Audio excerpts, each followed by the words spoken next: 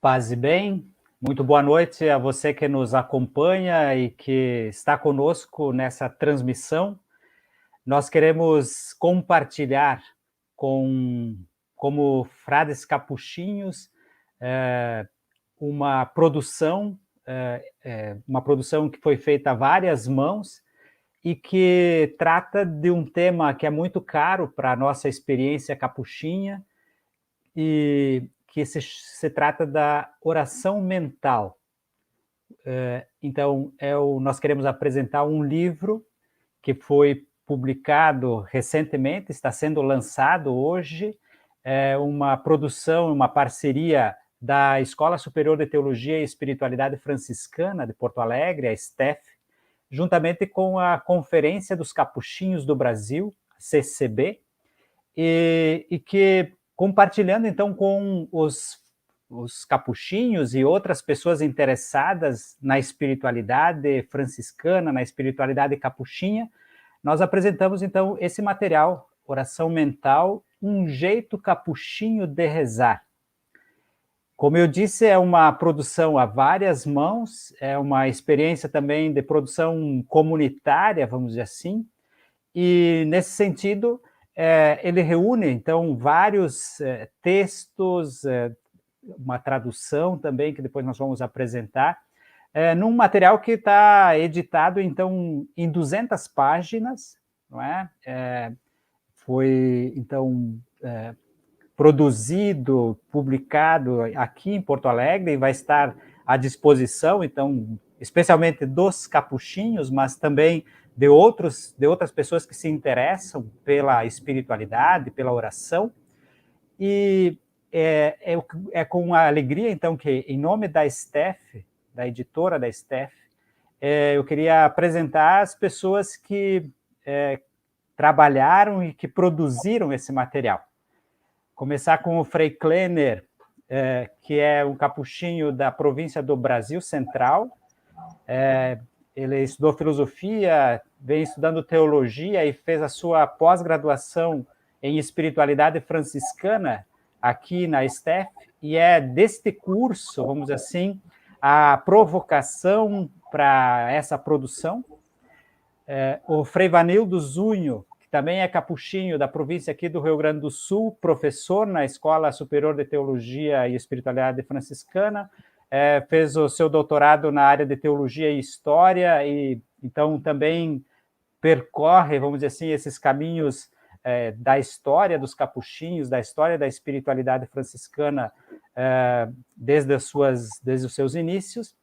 E a Amanda Furtado Sampaio, uma leiga, professora de inglês, formada em Relações Internacionais e Letras francês, numa escola dos Estados Unidos, e que, vamos dizer assim, trabalhou talvez a parte mais preciosa do volume que nós estamos apresentando, porque é pela primeira vez que vai aparecer em português um texto dos anos do século XVII, não é?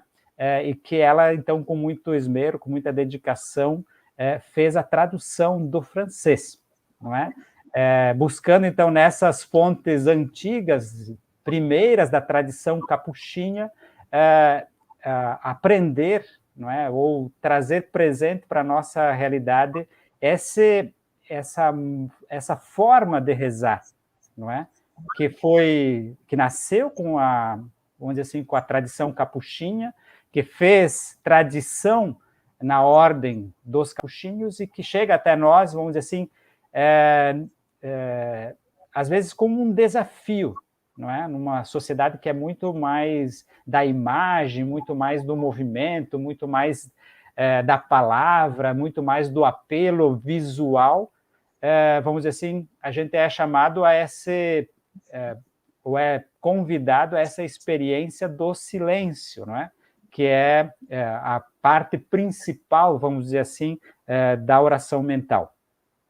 E então agora vamos escutar o Frei Vanildo, que acompanhou o Klenner nesse trabalho de elaboração e que também vai nos situar um pouquinho mais amplamente do ponto de vista da espiritualidade, do lugar, vamos dizer assim, dessa tradição da oração mental no contexto mais amplo da igreja, da espiritualidade eclesial, vamos dizer assim, não é? Como é que a gente se entende enquanto tradição capuchinha dentro da caminhada mais ampla da igreja como um todo?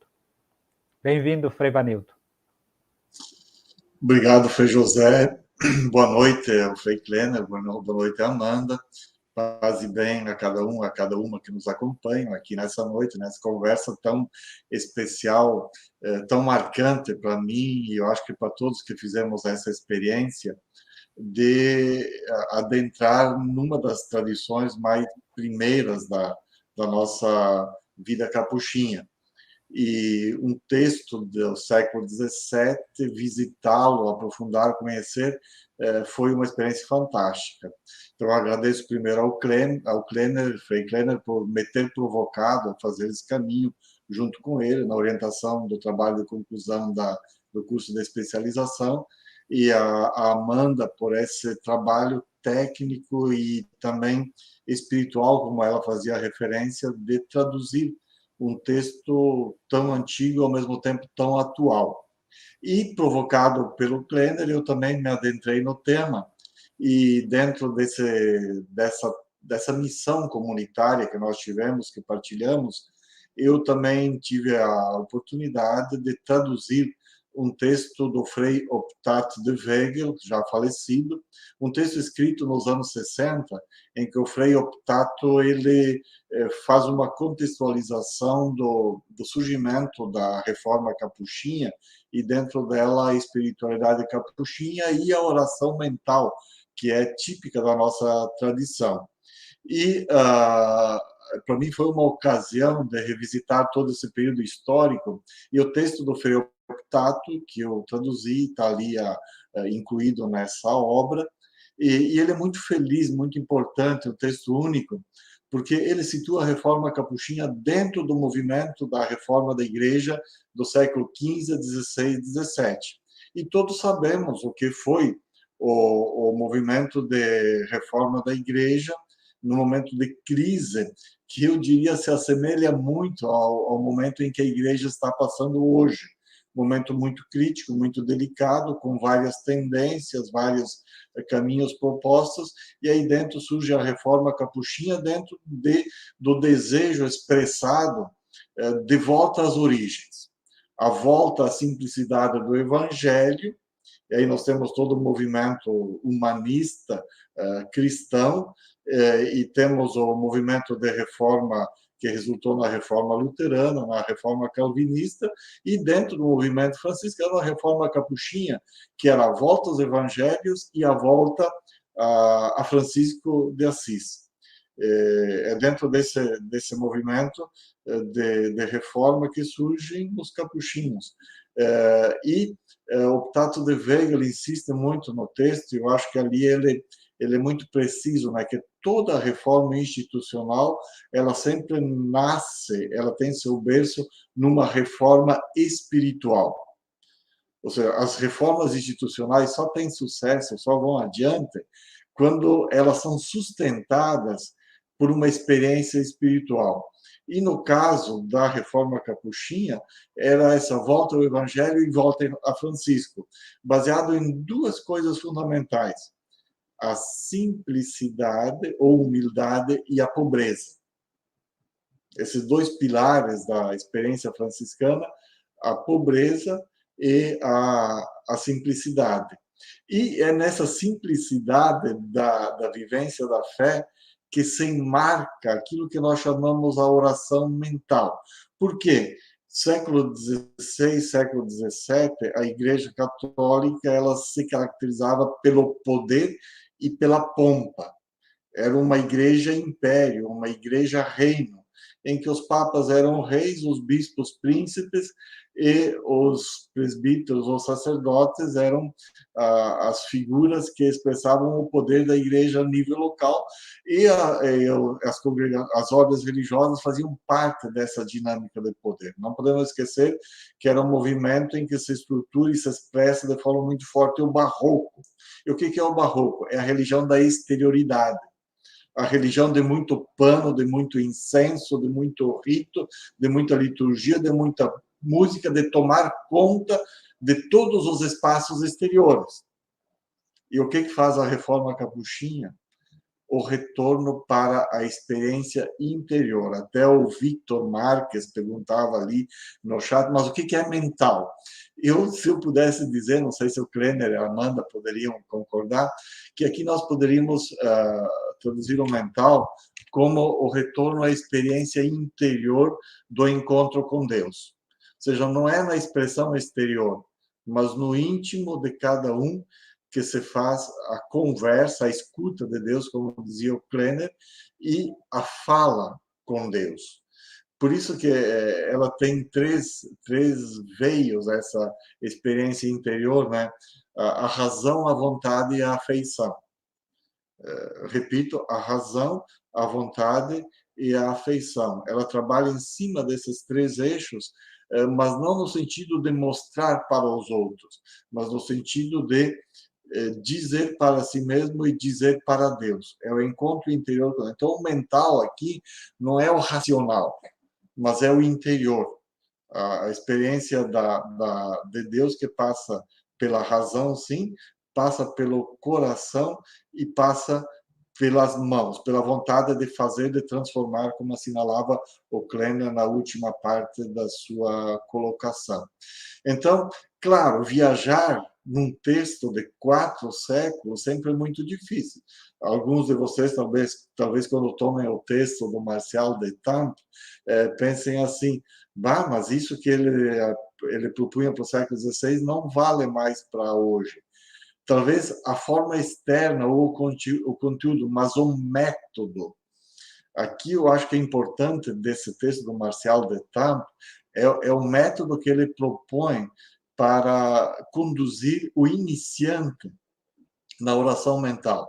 E ele, como assinalava a Amanda, ele é muito humano na construção do seu método. Não é um método fechado, férreo, que tem que seguir passo a passo. Ele propõe 3 etapas e nelas 7 passos. 3 etapas, que é a preparação, a meditação e a afeição.